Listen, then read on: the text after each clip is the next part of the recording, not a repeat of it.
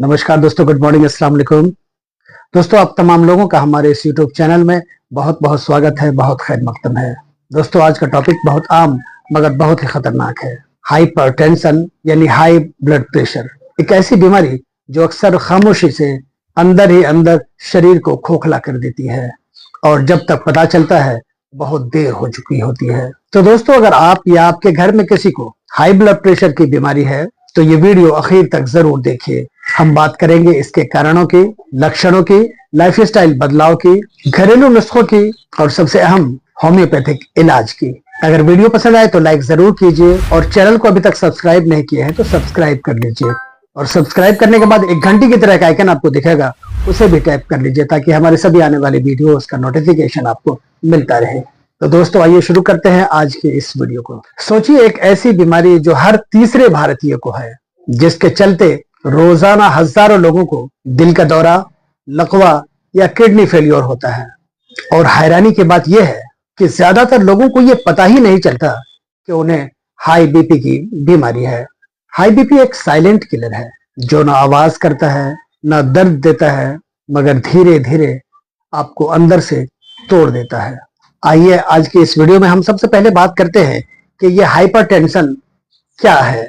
दोस्तों, जब आपके दिल को खून पंप करने के लिए ज्यादा दबाव लगाना पड़ता है, ज्यादा प्रेशर लगाना पड़ता है, तो इसे ही हाई ब्लड प्रेशर कहते हैं। नॉर्मल बीपी 120/80 होता है और जैसे ही 120/80 से ज्यादा होने लगे या लगातार 140/90 अगर आपका रीडिंग आता हो तो इसका मतलब आप हाइपरटेंसिव हो चुके हैं। दोस्तों, हाइपरटेंशन हो जाने के बाद ज्यादातर लोगों को इसके कोई लक्षण जाहिर नहीं होते, कोई परेशानी नहीं होती और इसीलिए इसे साइलेंट किलर कहा जाता है। लेकिन कुछ कॉमन साइंस भी देखने को मिलते हैं जिसके बारे में हम आपसे आगे चर्चा करने वाले हैं। दोस्तों, कुछ लोगों को सर दर्द की शिकायत होती है, खासकर सुबह उठने के बाद सर में दर्द बना रहता हो, सर भारी भारी सा लगता हो, चक्कर आना, नाक से खून का गिरना। नाक से खून गिरने की शिकायत बहुत रेयर देखने को मिलती है। थकान का होना और घबराहट का होना, दिल की धड़कन का तेज हो जाना और आंखों के सामने धुंध छा जाना या झिलमिलाहट का होना। हाइपरटेंशन में ये कुछ सिम्टम्स, ये कुछ साइंस देखने को मिलते हैं। अब हम बात करते हैं कि हाइपरटेंशन यानी हाई बीपी होने के वजह क्या हो सकते हैं। दोस्तों, सबसे पहली जो वजह है वो है ज्यादा नमक का इस्तेमाल, स्ट्रेस, इमोशनल या मेंटल टेंशन, ओबेसिटी यानी मोटापा, लैक ऑफ फिजिकल एक्टिविटी यानी सेडेंटरी लाइफस्टाइल, स्मोकिंग या अल्कोहल का इस्तेमाल और जेनेटिक फैक्टर्स भी हो सकते हैं। इसके अलावा डायबिटीज और किडनी प्रॉब्लम्स भी होती है। ये कुछ वजूहात हैं जो मैंने आपको बताई। इन्हीं सब चीजों की वजह से ब्लड प्रेशर बढ़ जाता है। दोस्तों, हम बात करते हैं कि ब्लड प्रेशर को घरेलू नुस्खों के जरिए कैसे हम कंट्रोल कर सकते हैं, कैसे दूर कर सकते हैं। घरेलू नुस्खे जो सदियों से आजमाए जा रहे हैं, उनमें से बहुत ही आजमूदा नुस्खा है लहसुन। रोजाना सुबह 2 कली खाली पेट मुंह में रख के चबा लें और 1 गिलास गुनगुना पानी पी लें। इससे ब्लड प्रेशर रेगुलेट होता है। अगला जो नुस्खा है वो है बीटरूट जूस। बीटरूट जूस रोजाना 1 गिलास इस्तेमाल करने से हमारे जो आर्टरीज हैं वो रिलैक्स होते हैं क्योंकि इसमें नाइट्रेट होता है। अगला नुस्खा है फ्लैक्सीड पाउडर यानी कि अलसी का चूर्ण।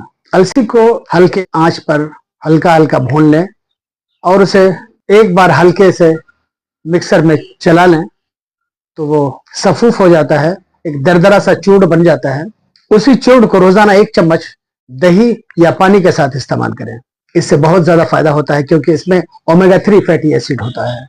दोस्तों, अगला नुस्खा है तुलसी और गिलोय का काढ़ा। तुलसी और गिलोय का काढ़ा को रोजाना कम से कम 1 बार जरूर इस्तेमाल करें।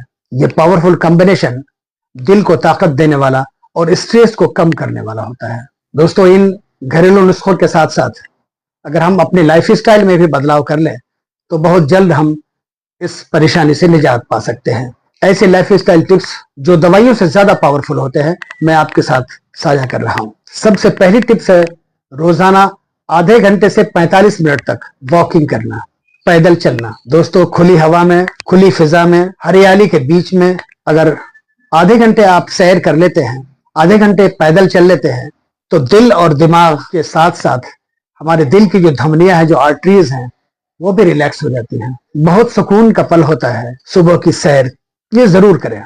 कई दफा सिर्फ सुबह की सैर से ही बीपी को कंट्रोल किया जा सकता है बिना दवाइयों के। तो ये बहुत जरूरी नुस्खा है।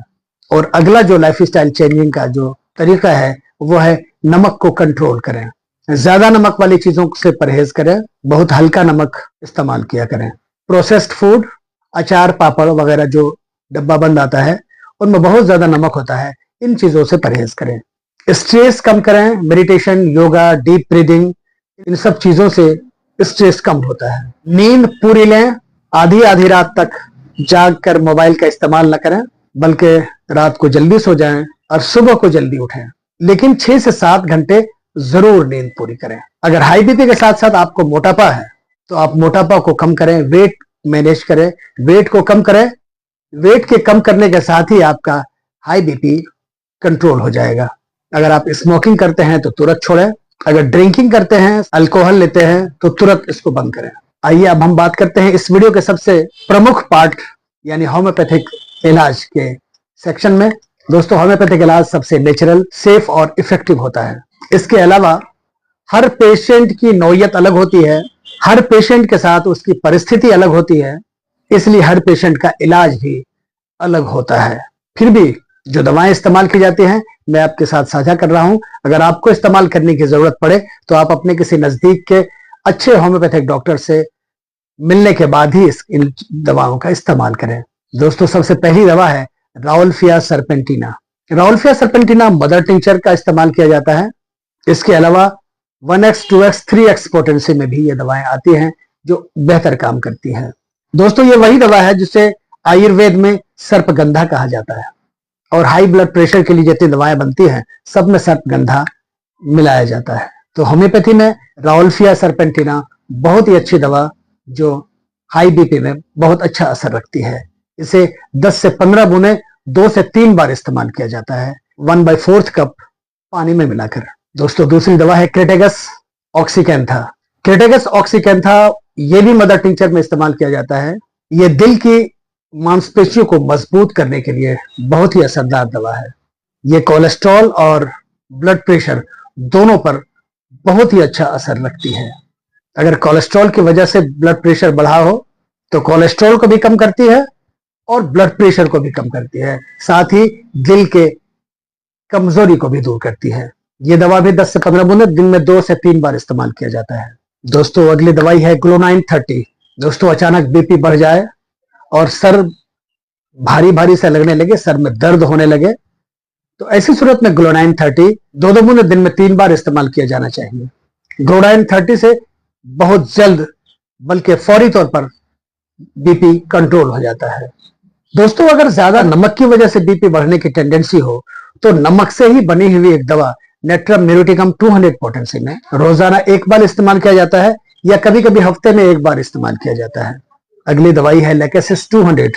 ये दवाई उन औरतों के लिए बहुत ज्यादा हेल्पफुल है जिनको मेनोपॉज के बाद बीपी बढ़ जाता हो, गर्मी का एहसास होता हो, हाथों पैरों में जलन का प्रॉब्लम हो, रात को ज्यादा परेशानी का एहसास हो और साथ में हाई ब्लड प्रेशर हो, तो लेकेसिस 200 कभी कभी रोजाना या हफ्ते में 1 या 2 बार इस्तेमाल किया जाता है। दोस्तों, आज की वीडियो में बस इतना ही। मुझे उम्मीद है आपको ये जानकारी बहुत पसंद आई होगी। अगर पसंद आई है तो आप इसे लाइक कर लें और अपने दोस्तों और रिश्तेदारों को भी शेयर करें ताकि वो लोग भी इस जानकारी का फायदा उठा सकें। दोस्तों, हमारी कोशिश रहती है कि होम्योपैथी और हेल्थ से जुड़ी सही जानकारी और ऑथेंटिक जानकारी आप तक पहुंचे ताकि आप अपने सेहत के प्रति जागरूक रह सकें। हमारी दिली दुआ है कि आप हमेशा तंदुरुस्त और तवाना रहें, सेहतमंद रहें, खुश और खुर्रम रहें। देखते रहिए हमारे सभी आने वाले वीडियोस। अगले वीडियो तक आप अपना बहुत सारा ख्याल रखिएगा। फिर मिलेंगे एक नई जानकारी और एक नए वीडियो के साथ। तब तक के लिए मुझे दीजिए इजाजत। अल्लाह हाफिज।